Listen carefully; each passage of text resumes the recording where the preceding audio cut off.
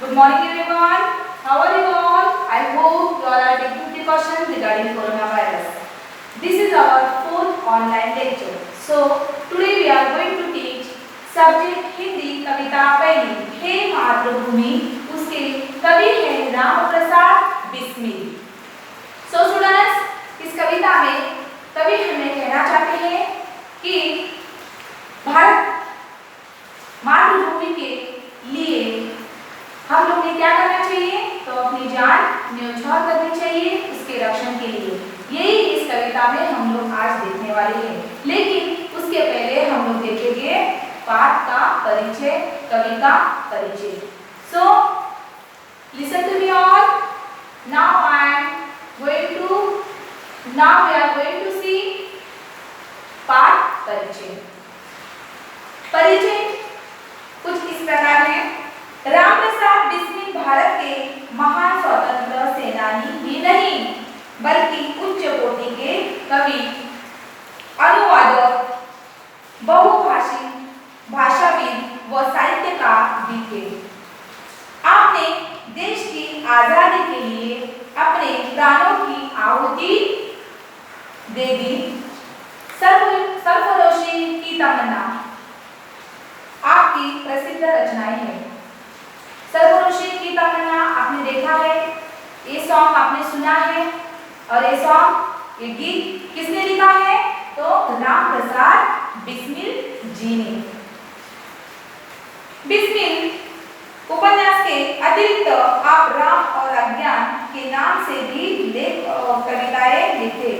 उन्होंने राम और अज्ञान के नाम पे भी लेख लिखे हैं और बहुत सारी कविताएं भी उनकी लिखी गई हुई है. अभी हम लोग उनकी प्रमुख कृतियां देखेंगे. प्रमुख कृतियां कुछ इस प्रकार है. मन की लहर, आत्मकथा आदि. पद्य संबंधी प्रस्तुत कविता में क्रांतिकारी एवं स्वतंत्रता सेनानी कवि राम प्रसाद बिस्मिल जी ने मातृभूमि के प्रति अपने प्रेम या भक्तिभाव को व्यक्त किया है. उन्होंने इस कविता के माध्यम से जो मातृभूमि के प्रति उनके मन में प्रेम है और भक्ति भावना है, इस कविता के माध्यम से उन्होंने क्या की है, व्यक्त की है और हमें बताई है. यहाँ आपने मातृभूमि की सेवा करने और देश हित में निछावर हो जाने की लालसा व्यक्त की है. इन्होंने यहाँ पे मातृभूमि की सेवा करने के लिए और देश हित में मातृभूमि की सेवा करने के लिए वो मातृभूमि के लिए अपनी जान भी न्यौछावर करना चाहती है. यही लालसा उन्होंने इस कविता में व्यक्त की है और वो हमें भी इस कविता के माध्यम से अच्छा वाला संदेश देना चाहते हैं. तो हम लोग सबसे पहले कविता पढ़ेंगे. Now I am reading this Kavita. First stanza is there. What is the first stanza? Look at me all and listen to me. First stanza is there. हे मातृभूमि तेरे चरणों में, हे मातृभूमि तेरे चरणों में शीश नवाऊं, मैं भक्ति भेंट अपनी तेरे शरण में गाऊं. माथे पे तू हो चंदन, छाती पे तू हो माला, जीवा पे गीत तू हो मेरा, तेरा ही नाम गाऊं जिससे सबूत उपजे श्री राम कृष्ण जैसे. उस धूल को मैं तेरी निज शीश पे चढ़ाऊं. वो कहना चाहते हैं कि हे मातृभूमि, मातृभूमि मीन्स माँ और भूमि मीन्स जमीन, मतलब धरती माँ. हे मातृभूमि, हे धरती माँ, तेरे चरणों में शीश झुकाऊं, मैं हमेशा तेरे चरणों में शीश झुकाता रहूं. मैं भक्ति भेंट अपनी तेरी शरण में जाऊं.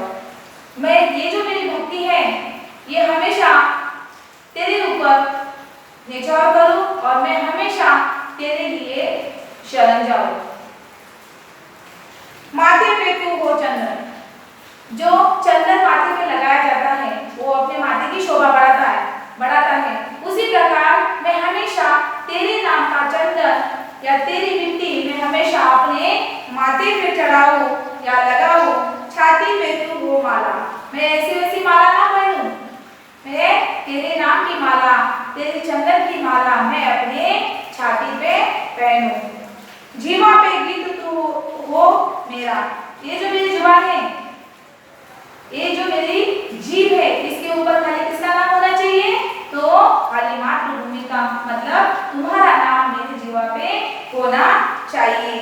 तेरा ही नाम गाओ और तेरे ही नाम का जप करो, या तेरा ही नाम हमेशा गाता रहो और किसी का नाम नहीं, क्योंकि मेरी जो ये भक्ति है, मैं खाली तुम्हारे नाम, तुम्हारे ऊपर न्यौछावर करना चाहता हूँ।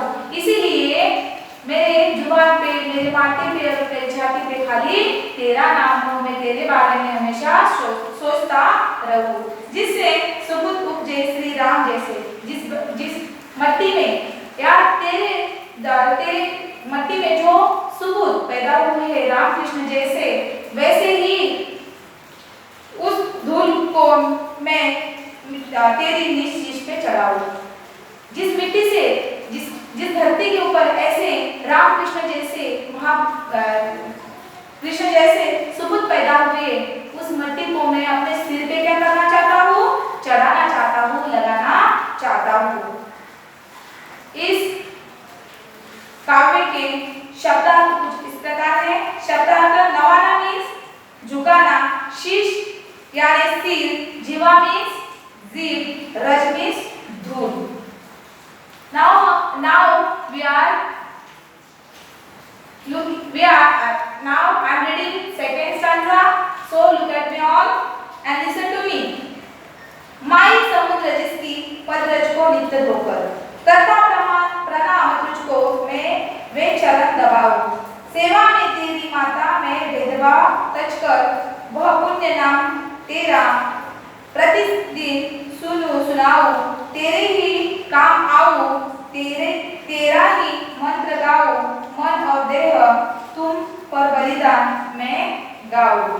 कवि इस काव्य पंक्तियों के माध्यम से हमें कहना चाहते हैं कि माई मतलब माँ, हे माँ, समुद्र जिसकी पदरज हो नित्य धोकर, जो समुद्रों की धूल, जो समुद्रों की नित्य धूल, नित्य मीन्स धूल, जैसे कि समुद्र की लहराती है और धरती माँ को धो के चली जाती है, उसी तरह करता प्रणाम तुझको मैं वे चरण दबाऊं। मैं उस धरती माँ को प्रणाम करना चाहता हूँ, मैं उसकी सेवा करना चाहता हूँ। सेवा में तेरी माता में भेदभाव बचकर, जब मैं तुम्हारी सेवा करूं तो मैं किसी चीज का भेदभाव नहीं करना चाहता, मैं एक रूप से तुम्हारी सेवा करना चाहता हूँ, अच्छे मन से तुम्हारी सेवा करना चाहता हूँ, उसमें मैं किसी प्रकार का भेदभाव नहीं करना चाहता। वह पुण्य नाम तेरा प्रतिदिन सुनाऊं, और पुण्य नाम, ये जो धरती माँ मातृभूमि, ये जो पुण्य नाम है, ये नाम के अंदर जितना पुण्य है, उस पुण्य नाम को मैं क्या करूं? प्रतिदिन सुनाऊं। मैं रोज खाली उसी नाम का जप करूं या मैं उसी नाम को बार बार दोहराऊं। तेरे ही काम आऊं, मैं खाली धरती माँ के काम आऊं। मैं धरती माता मातृभूमि का बेटा हूँ और बेटा अपनी माँ के हमेशा काम आना चाहिए, उसी प्रकार मैं खाली तेरे काम आऊं, तेरा ही मंत्र गाओ और तुम तेरा ही मंत्र गाओ। मातृभूमि को कहते हैं कवि कि मैं खाली तेरे नाम का जप करूं और मैं तुम्हारे ही काम आऊं।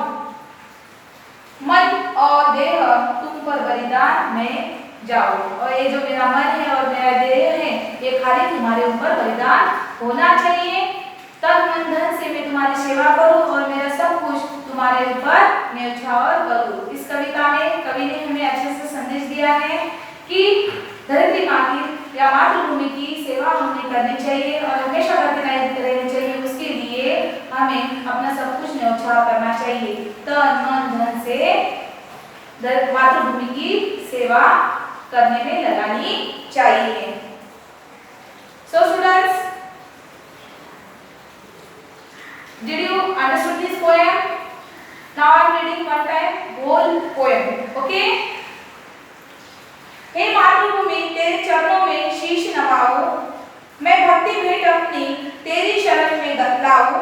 माथे पे तू हो चंदन, छाती पे तू हो माला, जीवा पे गीत तू हो मेरा। मेरा, तेरा ही नाम गाऊं, जिससे सुपुत्र उपजे श्री राम कृष्ण जैसे। उस धूल को मैं तेरी निज शीश पे चढ़ाऊं। माई समुद्र जिसकी पदरज हो नित्य धोकर, करता प्रणाम तुझको मैं बेचरण दबाऊं। सेवा में तेरी माता मैं भेदभाव तज कर, वह पुण्य नाम तेरा प्रतिदिन सुनाऊं। तेरे ही काम आओ, तेरा ही मंत्र गाओ, मन और देव तुम पर बलिदान में जाओ। Okay students, keep washing your hands. Do not touch your eyes, mouth without washing your hands. Thank you.